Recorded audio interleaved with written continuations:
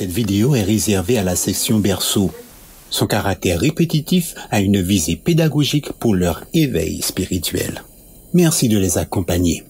Bonjour amis de la Bible, c'est Tonton Jim et aujourd'hui j'ai une histoire très spéciale pour vous. Elle s'intitule « La petite servante du capitaine Naaman ». Et notre verset à mémoriser est tiré de Galates chapitre 5, le verset 13. Mettez-vous au service les uns les autres avec amour. Regarde la petite servante. Elle est loin de chez elle. Dieu a une joyeuse petite servante dans la maison du capitaine Naaman. Elle aime Dieu de tout son cœur et cela se voit dans tout ce qu'elle fait. Elle fait bien tout son travail sans jamais faire la tête. Le capitaine et sa femme voient comment elle travaille bien et comment elle est joyeuse. Il la voit prier Dieu. C'est vraiment un enfant agréable. Mais regarde, Madame Naaman est triste. Ne pleure pas, madame. Dieu t'aidera, mais elle ne peut s'empêcher de pleurer. Mon mari est très malade, il a la lèpre, il a de grosses plaies sur la peau. Il devra s'en aller loin de nous. Ne sois pas triste, capitaine Naaman, dit la petite fille. Souris, madame. Tout n'est pas fini. Je vais vous aider. Va en Israël, va voir le prophète Élisée, dit la petite servante. Le prophète peut guérir le capitaine. Le vois-tu? Capitaine Naaman est un soldat. Il est très courageux. Regarde son char. Il s'apprête à partir. Allons-y, crie le capitaine Naaman. Au revoir. Puisse ton prophète me guérir, petite servante. Et il part à la recherche du prophète Élisée jusqu'à ce qu'il le trouve. J'ai confiance. Dieu peut te guérir, capitaine Naaman, dit le serviteur d'Élisée. Dieu peut rendre ta peau saine. Va te laver dans le Jourdain. Plonge dans l'eau 7 fois et tu seras guéri. Capitaine Naaman se rend donc dans les eaux boueuses du Jourdain, une grande rivière. Regarde le capitaine Naaman dans l'eau. L'eau est boueuse. On peut à peine voir le fond de la rivière. Regarde les plaies sur sa peau. Alors le capitaine Naaman plonge dans l'eau 1 fois, 2 fois, 3 fois, 4 fois, 5 fois, 6 fois. Les plaies sont toujours là. 1 fois de plus, le capitaine Naaman plonge sous l'eau. Ouah! Le capitaine est guéri. Regarde sa peau lisse. Les plaies ont toutes disparu. Ouah! Dieu a guéri le capitaine Naaman. Maintenant, il sait que Dieu l'aime. Il prie. Merci mon Dieu de m'avoir guéri. Merci pour ma joyeuse petite servante. Oui, chers enfants, Dieu a guéri le capitaine Naaman parce qu'il y avait une petite servante qui l'aimait et qui lui parlait de Dieu. Toi aussi, tu peux parler de Dieu lorsque tu te mets au service des autres avec amour. Alors, chante avec moi notre verset à mémoriser. Mettez-vous au service les uns les autres avec amour. Mettez-vous au service les uns les autres avec amour. Les uns les autres avec amour. Prions. Tendre Père Céleste, bien que je sois petit, je peux servir avec amour. Aide-moi à toujours servir les autres avec joie et leur montrer que je les aime. Au nom de Jésus. Amen. Rappelle-toi, bien que tu sois petit, tu peux partager avec les autres l'amour de Dieu en te montrant toujours gentil.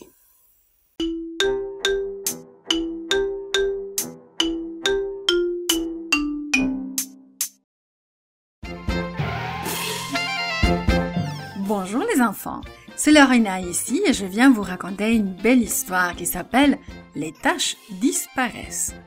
Notre verset dit comme ça, « Il nous a créés pour que nous menions une vie riche en bonnes actions ».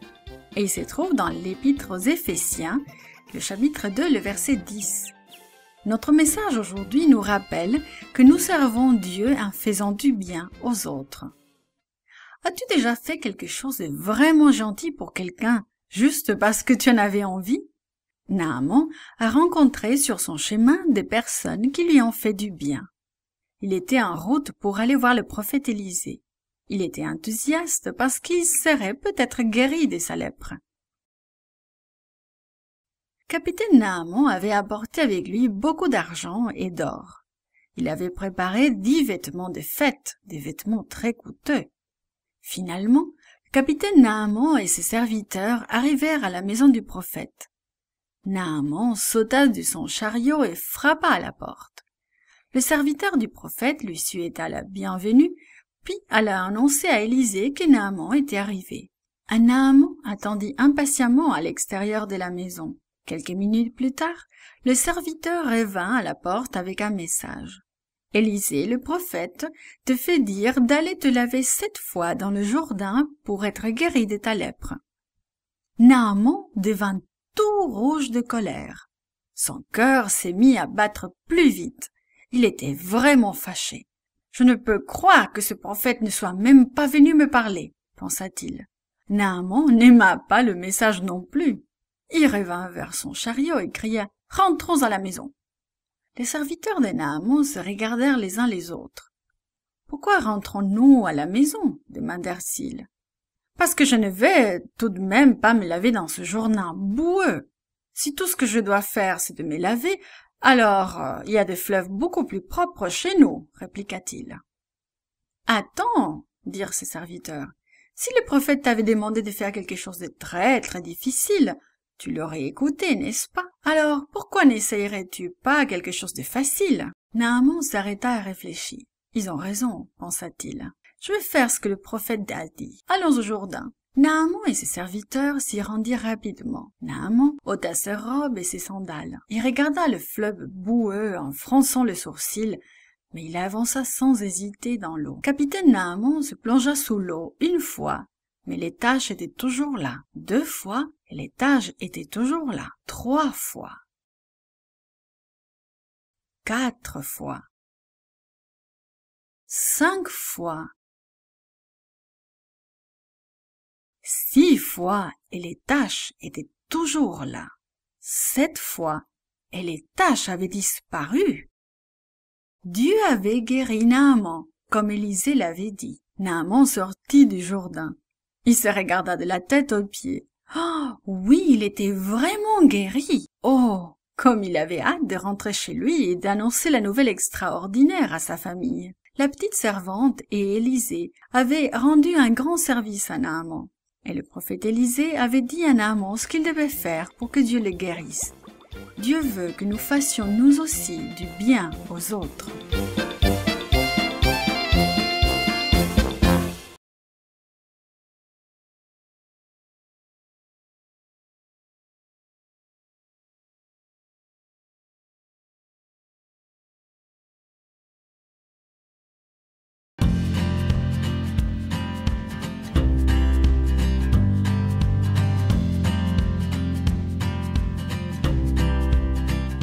Bonjour, c'est Virginie.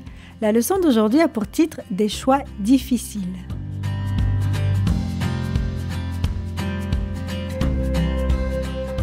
Le verset à mémoriser se trouve dans 1 Samuel 16, verset 7. « L'homme regarde à ce qui frappe les yeux, mais l'Éternel regarde au cœur. » T'es-tu déjà trouvé dans une situation où tu ne savais pas quoi faire? C'est ce qui est arrivé à Esther. Écoute la suite de l'histoire pour savoir ce qui s'est passé. Mardochée était content qu'Esther soit devenue reine, mais il ne voulait pourtant pas qu'elle révèle qu'elle était juive. Un jour, alors qu'il était assis à la porte du palais, Mardochée entendit 2 gardes parler. Ils étaient en colère contre le roi et avaient l'intention de le tuer. Mardochée en informa Esther qui le répéta au roi. Xerxès vérifia l'information de Mardochée. C'était vrai. Les gardes furent arrêtés et pendus. Tout ceci fut consigné sur le registre quotidien de la cour. À peu près à la même époque, Xerxès nomma Aman au second poste du royaume. Le roi Xerxès ordonna que tout le monde s'incline devant Aman quand il passait. Tout le monde obéit sauf Mardochée. Un jour, Aman le remarqua et fut très en colère contre Mardochée. Aman savait que Mardochée était juif. Il élabora un plan pour faire tuer Mardochée et tous les autres juifs. Aman décida de dire au roi qu'un certain groupe de personnes causait des problèmes et qu'il faudrait les éliminer. Il dit qu'il voulait payer quelqu'un pour les tuer. Il ne précisa pas au roi qu'il s'agissait des Juifs. « Garde ton argent, répondit le roi Aman, et fais ce que tu veux avec ces gens. » Quand Mardochée entendit cet ordre, il se vêtit d'un sac, se couvrit de cendres et pleura à la porte de la ville. Les servantes d'Esther l'en informèrent. Elle lui fit envoyer des vêtements, mais il refusa de les porter. Esther envoya Hathach, son serviteur, pour parler à Mardochée. Celui-ci lui raconta tout ce qui s'était passé. Il donna à Hathach une copie de l'édit pour Esther. Mardochée lui dit de demander à Esther d'aller vers le roi pour implorer sa grâce. Hathach se dépêcha de transmettre le message à Esther. Esther fit répondre à Mardochée que personne ne pouvait s'approcher du trône du roi sans avoir été appelé. Si quelqu'un s'approchait et que le roi lui tendait son sceptre, cette personne avait la vie sauve. Sinon, elle devait mourir. « Et le roi ne m'a pas appelé depuis 30 jours, précisa-t-elle. Mardochée répondit « Ne crois pas que tu auras la vie sauve seulement parce que tu habites au palais. Les gens sauront bientôt que tu es juive. Tu n'y échapperas pas. Et si tu ne dis rien, c'est quelqu'un d'autre qui le fera, et toi et notre famille, nous mourrons. Mais qui sait, tu as peut-être été choisie comme reine pour nous sauver de ce terrible moment. » Esther envoya un dernier message à Mardochée. « Rassemble tous les Juifs de Suse. Dis-leur de ne rien boire ni manger pendant 3 jours et 3 nuits. Mes servantes et moi ferons de même. Puis, même si je dois enfreindre la loi, j'irai vers le roi. Et si je dois mourir, je mourrai. » Qu'arrivera-t-il à Esther? Mourra-t-elle? Nous découvrirons la suite de son histoire la semaine prochaine.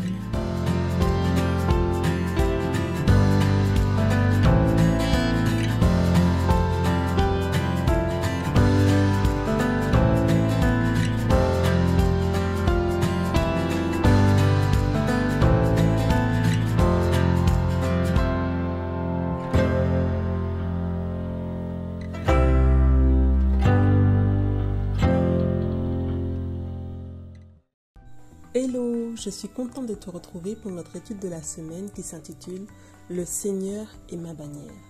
J'ai quelques questions à te poser. Est-ce que quelqu'un a déjà essayé de s'en prendre à toi sans raison?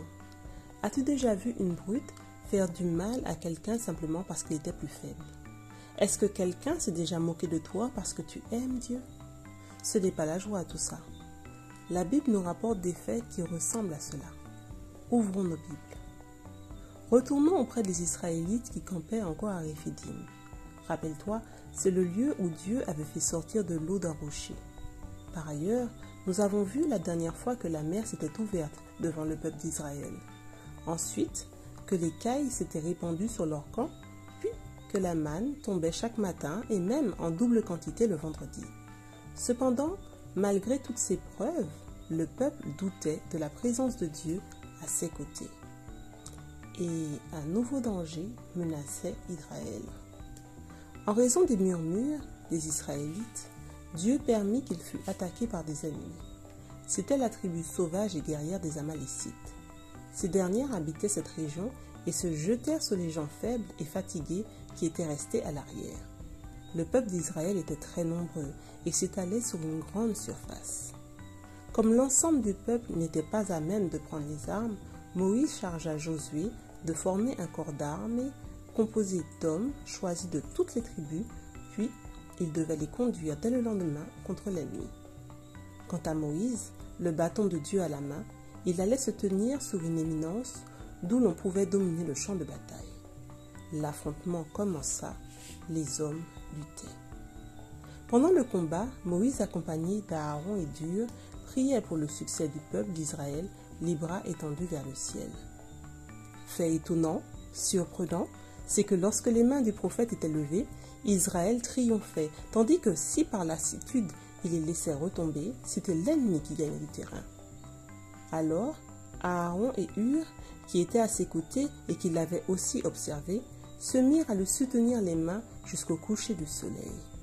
Et après une lutte acharnée, l'ennemi fut mis en fuite. Assurément, notre verset à mémoriser se colle à cette situation, rappelle-le-toi. Dans Psaume 20, verset 6, « Nous crierons de joie, à cause de ton salut, nous lèverons l'étendard au nom de notre Dieu. » Mon ami, en servant ainsi d'appui à Moïse, Aaron et Hur donnaient au peuple une importante leçon. Aaron et Hur montrèrent aux Hébreux qu'ils devaient eux aussi soutenir leur chef dans sa tâche. L'attitude de Moïse était également symbolique, car quand Israël se confiait en Dieu, l'Éternel combattait pour lui et mettait ses ennemis en déroute. En revanche, lorsqu'il comptait sur ses propres forces, il était vaincu. Le soir venu, Josué avait remporté une complète victoire sur les Amalécites, comme Dieu l'avait dit. Le peuple avait observé Moïse sur la colline, les bras étendus pour adorer Dieu, et il avait compris que le Seigneur était vraiment une bannière qui les protégeait. Il leur arrivait trop souvent de prendre sa présence dans la nuée et la manne quotidienne comme allant de soi. On fit la fête dans le camp cette nuit-là. Et ce soir-là, Dieu parla à son fidèle serviteur. « Moïse, écris sur un rouleau comme souvenir et déclare à Josué que j'effacerai complètement la mémoire d'Amalek de dessous les cieux. » Moïse se mit à écrire. Soudainement, ses bras n'étaient plus aussi fatigués. Il montra le rouleau à Josué, puis le rangea avec le pot de manne. Ces choses seraient toujours à disposition pour rappeler au peuple, à la mémoire si courte, ce que Dieu avait fait pour eux. Cette même nuit, Moïse construisit un autel qu'il appela « L'Éternel est ma bannière ». Le camp se rassembla pour adorer Dieu. Une fois de plus, Dieu leur avait montré qu'il avait obtenu la victoire sur leurs ennemis et pris soin d'eux. Aussi longtemps qu'ils resteraient en communion avec lui, comme Moïse avait fait une journée complète avec ses bras levés, Dieu les sauverait de tout danger ou de tout ennemi qui les menacerait. Cher ami, Dieu est honoré lorsque nous comptons sur lui plutôt que sur nous-mêmes. Si nous restons en contact avec lui, il opérera des victoires dans notre vie. En retour, nous pourrons adorer Dieu en le louant pour les victoires qu'il nous permet d'obtenir. Prions-le ensemble dans ce sens, veux-tu? Tendre Père, nous te louons, nous te bénissons. Nous te demandons pardon pour toutes les fois où nous avons murmuré, où nous avons mal agi devant ta face. Nous te demandons, s'il te plaît, de nous restaurer et de nous aider à compter sur toi, à nous confier en toi, Seigneur, afin que nous puissions ainsi voir les victoires que tu as déjà préparées pour nous dans notre vie. Merci pour tout le bien que tu jugeras bon de faire, Seigneur. Nous t'avons prié au nom de ton Fils Jésus pour ta gloire. Amen. À bientôt, cher ami.